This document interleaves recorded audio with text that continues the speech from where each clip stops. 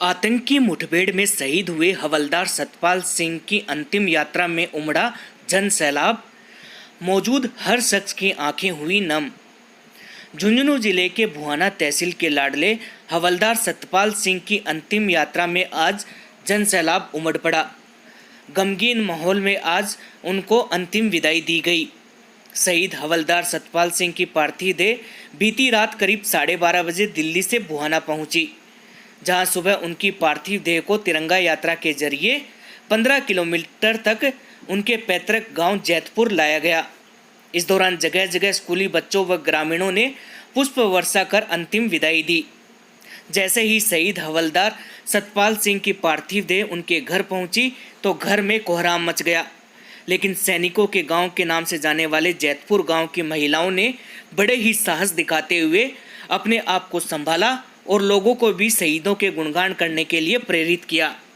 इसके बाद शहीद वीरांगना व परिजनों को शहीद सतपाल सिंह के अंतिम दर्शन करवाए गए तथा उनके बाद पार्थिव देह को अंत्येष्टि स्थल तक ले जाया गया।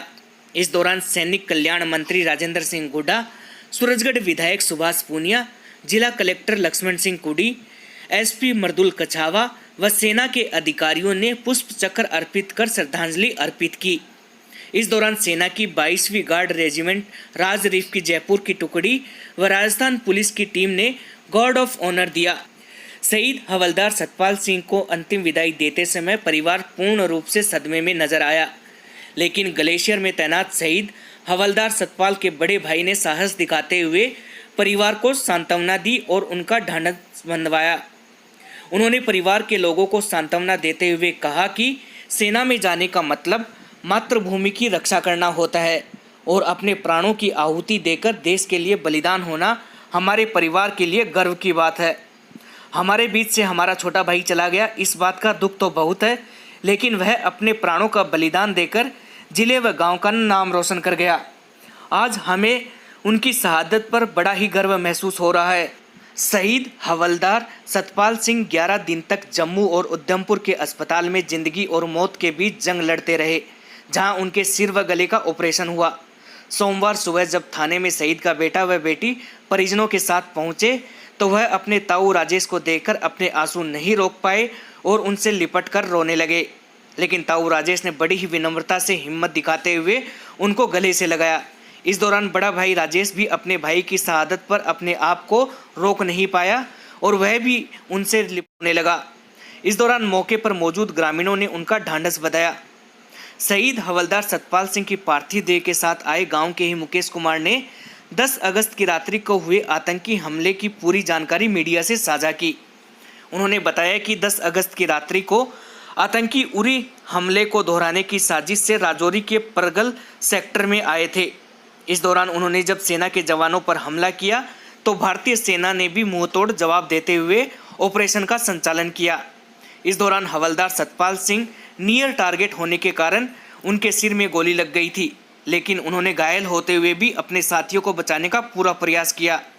घायल होने के बाद सतपाल सिंह को आर्मी हॉस्पिटल ले जाया गया, जहां चिकित्सकों ने बताया कि सिर में गोली लगने की वजह से हवलदार सतपाल सिंह कोमा में चले गए, जिनका जम्मू के आर्मी हॉस्पिटल में 5 घंटे तक ऑपरेशन चला और इसके बाद उधमपुर ले जाया गया, जहां उनके गले का ऑपरेशन किया गया।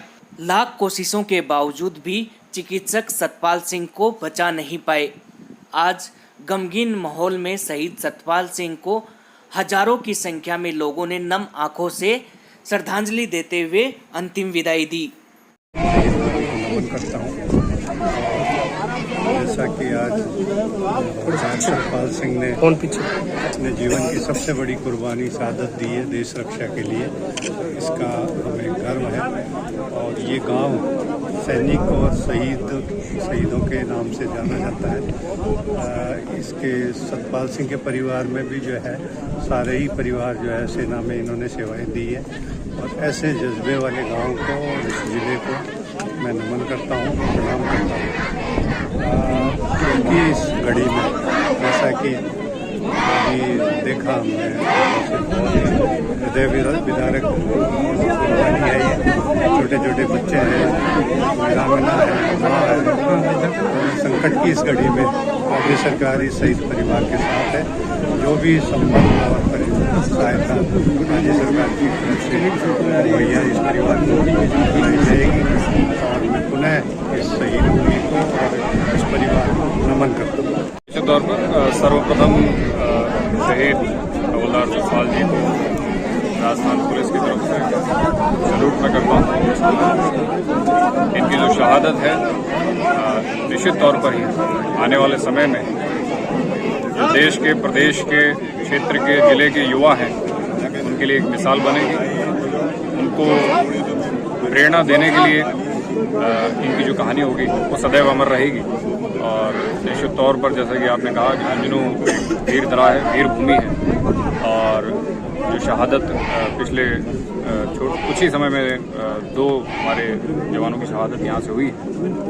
निश्चित तौर पर यहाँ का जो युवा है उससे प्रेरणा लेगा और आने वाले समय में देश रक्षा के लिए फौज में जाने के लिए अग्रसर होगा। धन्यवाद। जिले के शहीद हवलदार सतपाल जी ने जो शहादत दी है वो इस गांव की शहादतों की कड़ी में चौथी शहादत है। इस गांव के अंदर इससे पहले 3 शहीद और हुए हैं।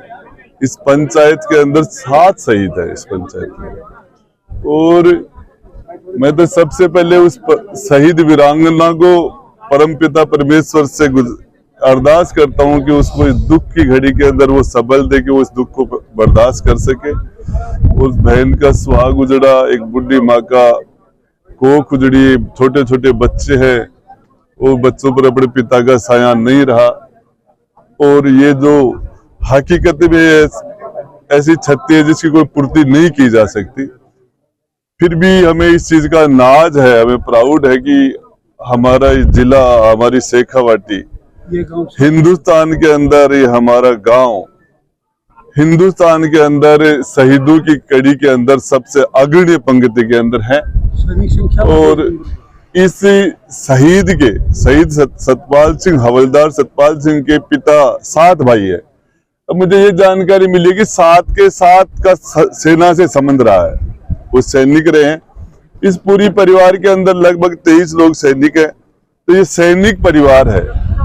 और मैं ये बताना चाह रहा हूं कि चाहे हिंदुस्तान के ऊपर कहीं से भी चाहे आतंकवादियों की हो, चाहे देश पर आक्रमण हो, हमारे देश का तो, हमारे प्रदेश नहीं, हमारे जिले, हमारे गांव का तो कोई न कोई कलेजे का टुकड़ा कुर्बान हो ही जाता है। लेकिन ये हमें इस चीज का नाज भी है कि हम इस देश की सुरक्षा का भार हमारे कंधों पर है और हम इसको निभाते रहेंगे। हमारे युवाओं का भी यही सपना है। लेकिन जिस घर के ऊपर जो दुख का भार पड़ता है वो तो है ही इसके लिए।